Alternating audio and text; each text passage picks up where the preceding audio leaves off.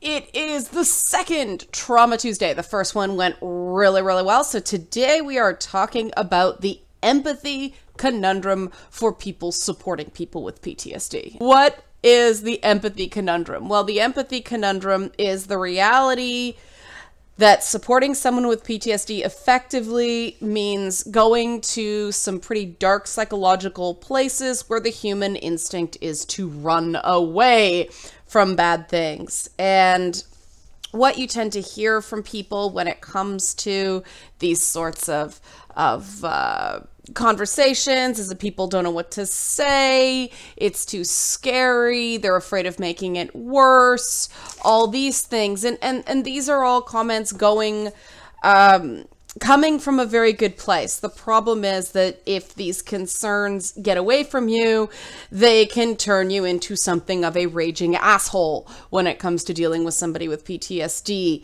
The big complaint you hear from PTSD is the isolation, that people don't want to hire them because they're going to snap and shoot up the store. I hear this from a lot of veterans with PTSD, that they find employment a challenge because they disclose their condition. It's important for them to disclose their condition. They feel like that's honest. And, according to the ADA, and the Canadian equivalent up here, you're not supposed to deny or refuse someone employment because of this, but people do all the time. And so it's a tricky thing, because one of the big things about PTSD is shame, and overcoming shame means disclosing things to the people around you. And then most people don't know how to handle it, because most people do not have the foundational emotional tools to carry two people. When you are the caregiver for someone with PTSD, you are essentially Samwise Gamgee.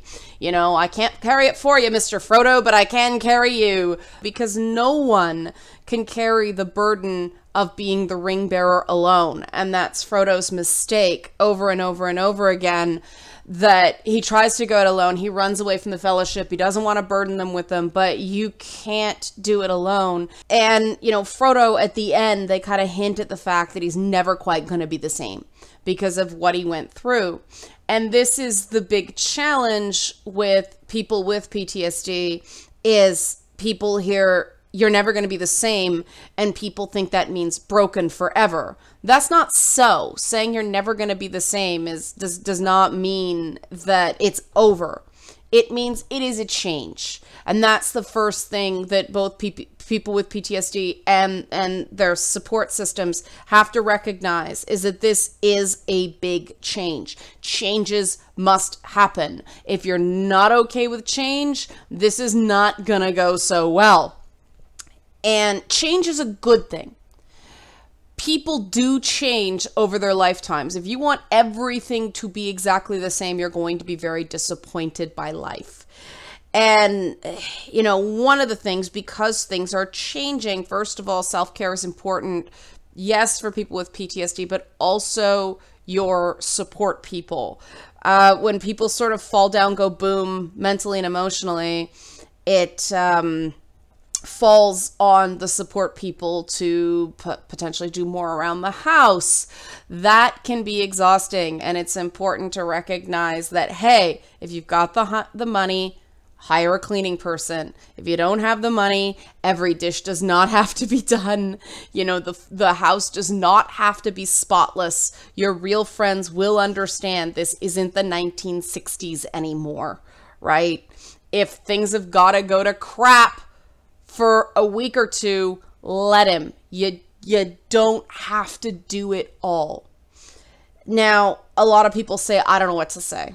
When you get the proper tools, knowing what to say is easy. Going there with a person can be tiring, but it's not complicated. There's a process you can look up called intentional dialogue that tells you what to say. And the first thing to say, if you don't know what to say, is try to summarize what the person said to you. You'll always know what to say because you just summarize. What I understand, if I get this right, and tell me if I'm wrong, is. And you reiterate what the person has just said. And that starts a conversation that allows a person to tell you what you got wrong, add some things that they may have missed the first time around, and communication becomes really, really, really clear. And then you validate, saying, this makes sense. You know, in your position, I would feel exactly the same way. That's the validation part. A lot of people aren't terribly good at that, I've discovered. And I think it's because people don't understand that for a person struggling with something like PTSD, saying that makes sense is a huge thing because everything seems so crazy, right? But then empathy. Empathy, yes, there's something of a guess here. And this is when the how to talk to people playbook gets a bit contradictory, because they always tell you you shouldn't make assumptions, but empathy is the art of the assumption of the feels. It's the art of the feels, to borrow from Donald Trump. And that's when you put yourself in your position and say, you know, in your position, I'd be feeling this, or I can imagine that you might be feeling this, or you seem to be feeling this. The important thing is to stop and check, like, is that right? And that gives them the opportunity to not just talk about what happened, to not just talk about the circumstance, but how it made them feel. And because avoidance is a symptom of PTSD, this is a really critical thing, and it might not always happen right away. A lot of people with PTSD have a really, really hard time connecting to and verbalizing their emotions. You may notice that when you ask a person with PTSD how they feel, they'll start telling you detailed descriptions of an event, not recognizing that that's not a feeling. It is not a deliberate avoidance, so don't treat it that way. Just gently kind of stay on it, but how did it make you feel? You know, if I were doing that, I would feel scared. That's often, I find when I take the step first, another person with PTSD will open up and say, yeah, it was scary, because then the shame comes out of it, right? The nice thing about, you know, getting a diagnosis is I can say to other people with PTSD, I've been there, it's freaking terrifying. And they can go, yeah, it is, and there's no shame, right? But it is a symptom. It is part of that, and that avoidance gets you stuck. It's just like one of those open world games or an RPG where you have to kind of go around killing smaller enemies, but until you take on that boss, you can't advance. That's kind of what the avoidance symptom of PTSD is, that avoidance pillar. And unfortunately, as long as you're avoiding that emotional connection to what happened, the triggers are going to persist. The hypervigilance is going to continue, the insomnia, the depression, all that stuff. The thing is, you got to be ready. And so don't push too hard. If you've tried 3 or 4 times to get a feeling out of a person, I tend to shift towards metaphors. I call it the Darmok method, you know, from that Star Trek, The Next Generation episode. Talk about something that's a metaphor, like I did with The Lord of the Rings, and that can help people discuss things indirectly. So they can talk about a character they really, really like or really, really relate to, and so they don't realize they're talking about themselves, but they're still communicating. They're still communicating something that is important to them, and it's a like or dislike, and that's a building block along the way. So don't push too hard. If you can get a conversation that way, awesome. Step 1. Summarize and go through the process. Mirror. Step 2, validate. Step 3, empathizing. And this is super important, and this is a step that a lot of people miss. And because it is intuitive once you hear it, it's not at all intuitive until you hear it, because of the way our world is structured. But they call it giving the gift.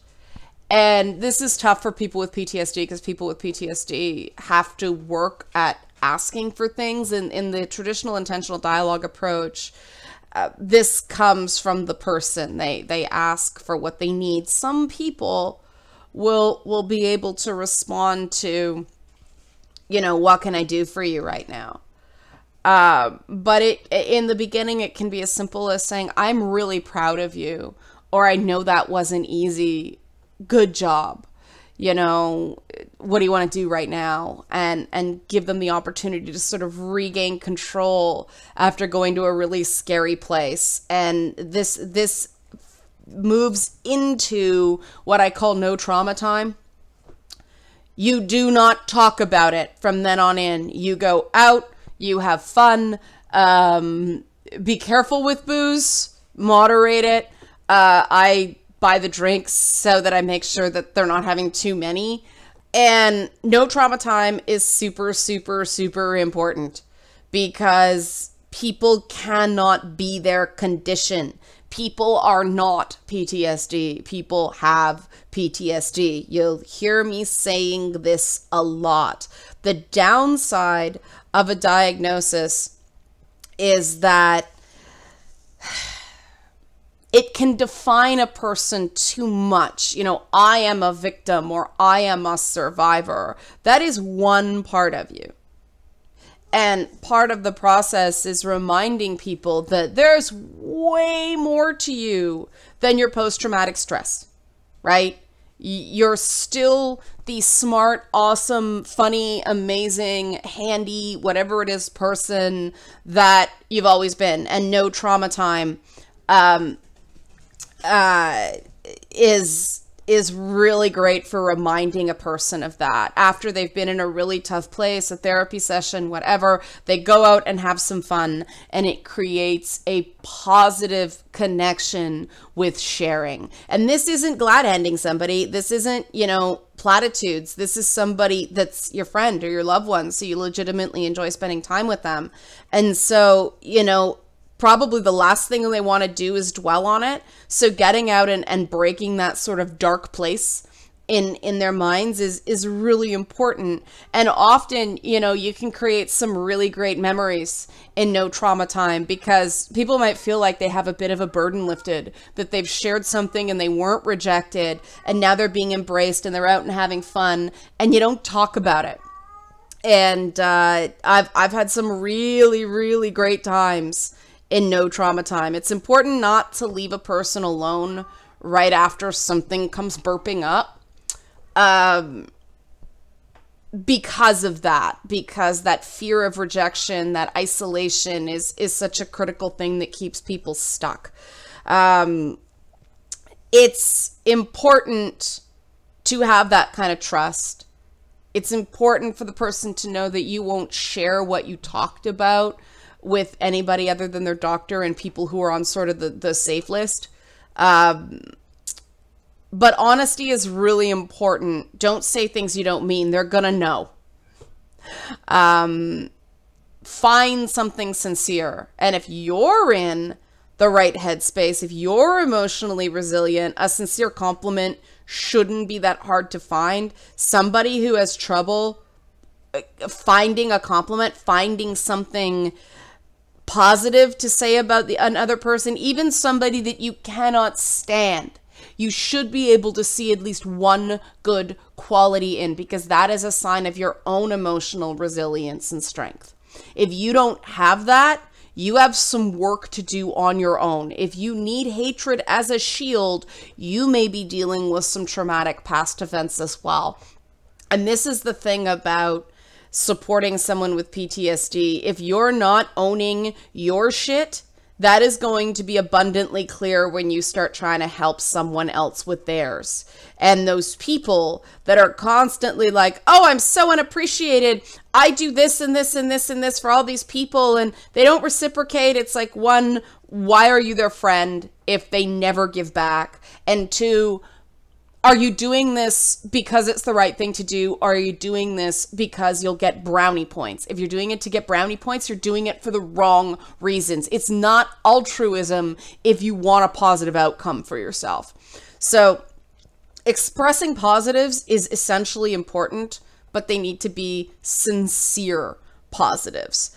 And it should be simple, because when someone's just shared something embarrassing for them or traumatizing for them, you should be proud of them. That's a big thing.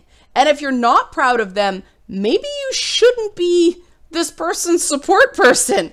And that's a really tough part of PTSD, is you realize the number of people around you who are not good for you. Remember that thing I said about change? That's part of the change. Getting rid of the people who are contributing to keeping you stuck.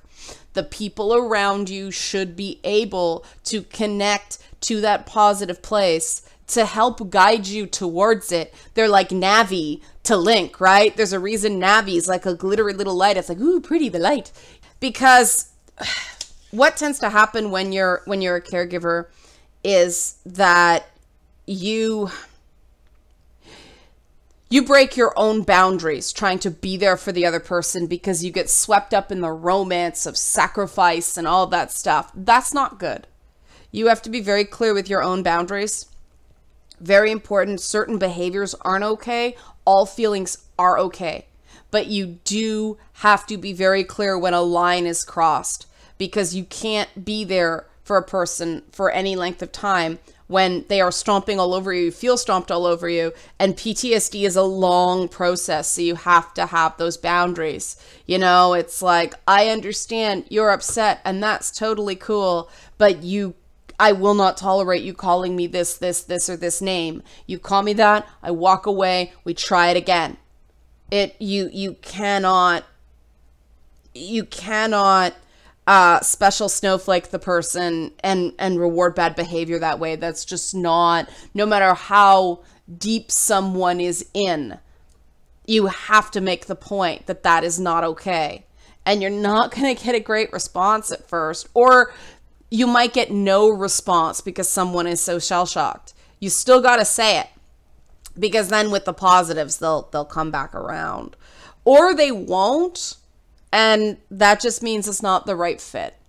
If you don't have a connection with the person you're trying to support, no amount of trying in the world will substitute that connection. Different people respond to different things. It's just like therapists. And that doesn't mean you can't be friends with someone. It just might mean that you're not that friend for that person. And that's okay. That's no failing on your part. That's no failing on theirs. It's just your approach is not what they need in that way. Now, it's important they find somebody, but if it's making you feel really, really bad, if it's flipping your own switches, that's not good, because what you'll end up doing is getting burned out, and you'll end up resenting the person instead of helping them with a happy heart. And that's not good. You want to be able to talk to the person when you are in a resilient place. So check in. Don't wait for them to talk to you. Check in, say, how you doing? Because then you can control when it's at, right? You're not dealing with it. If you're not a night owl, I'm a night owl. So I'm good at getting into things at 3 a.m. Somebody hits me at 8:30 in the morning, forget it. No way. I'm a grizzly bear. I'm awful. Not the right time. So I'm not going to ask somebody, how are you doing at 8:30 in the morning? No, I need a good 3 hours after that before I'm ready to deal with any other human being. I am not a morning person. So check in when you're ready, because that allows you to come at it from a resilient place. And then, the other person feels cared about. They may not be ready to talk, but they'll remember that you asked. And that will mean something to them. That they didn't have to constantly walk around going, is it okay to talk about it? Is it not okay to talk about it? And be honest, if you're not in a really great place, if somebody starts talking to you about their stuff, it's like, look, I'm really low right now. I had a fight with somebody, or I'm really tired, or I'm sick, or anything like that. So I'll try to listen, but at some point I may just have to say, look, this is beyond me right now. Can we resume? Because in that way, you're not just going, I can't deal with this right now, all of a sudden, and making the first person feel rejected. Being in touch with your own emotions is super, super important in life. So this is, good advice for everybody, but most importantly, caregivers. And what I want to leave on, because this is something that drove me crazy, is there is no one size fits all approach to trauma therapy. Different things work for different people. Some people do great with the companion animal programs. Other people respond very well to the rapid eye movement treatment. Other people need that prolonged exposure therapy. Other people do well with talk therapy, or a combination of these things. And so coming to someone and say, here's an article, or I saw this on a TV show, to try to pressure the person into doing things your way, that's just going to make the person shut down because it feels like you're judging them. It sends the message that they're not progressing fast enough for your liking, or they're somehow failing you. And the reality is, if you're approaching it that way, that is what you're communicating, whether you realize it or not. You are telling them, this isn't happening fast enough for me. This isn't convenient for my timeline. If you want to use these articles as a what do you think, open-ended, I found this, do you think it'll work? That's one thing. That can be very useful. But be prepared to have the person say, no, I tried this, or no, this seems mamby-pamby. This is too hug it out for me, especially with veterans. That, the hug it out stuff is a great way to make them shut down, because you don't walk to the medic, you're carried, you're dragged. And so you got to be really, really careful saying, do this or else. And nobody comes right out and says, do this or else. But there's a lot of emotional coercion that goes on with people with this stuff. It came up in response to the last Trauma Tuesday video, where somebody said that a friend's family was pressuring them to move at a pace faster than they felt was appropriate for them. And that can re-traumatize a person. You have to walk before you run. You can't walk on a broken leg.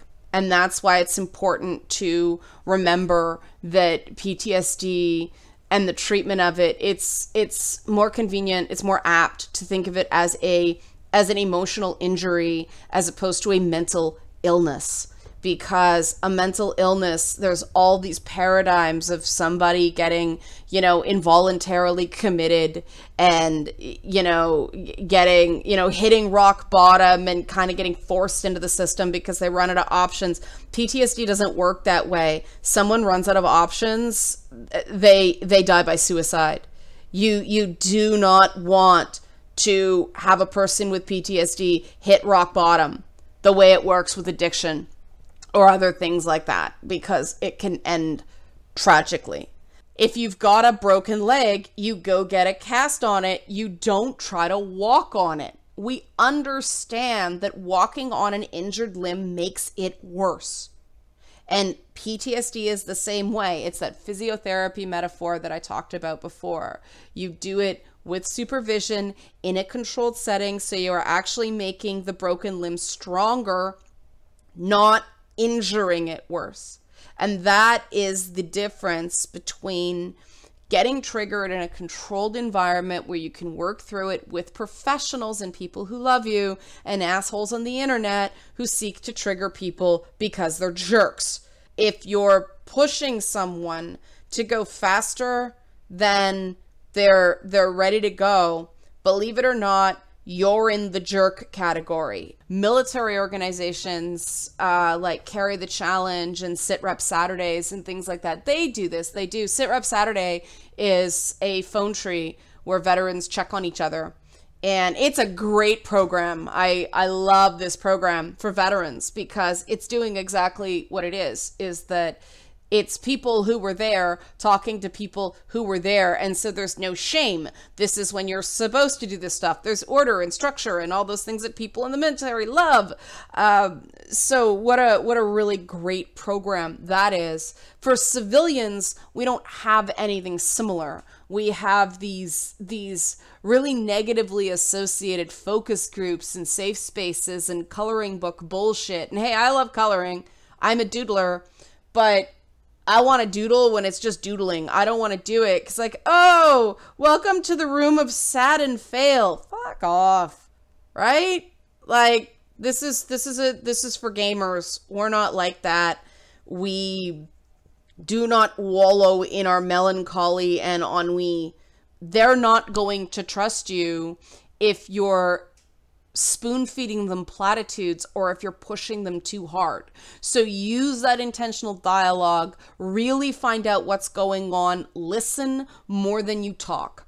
And the nice thing about active listening is you don't have to figure out what to say, and you don't have to worry that you're going to do something wrong because the person with PTSD is leading the conversation. Okay? So again, remember, it's mirror, validate, empathize, and then reward. Mirror, validate, empathize, and reward. Those are the steps. And go slow. Let the person get everything out before you move on. Cool? Cool. All right, guys. This has been Trauma Tuesday. Hope you enjoyed it. Hope you find it useful. See you next week.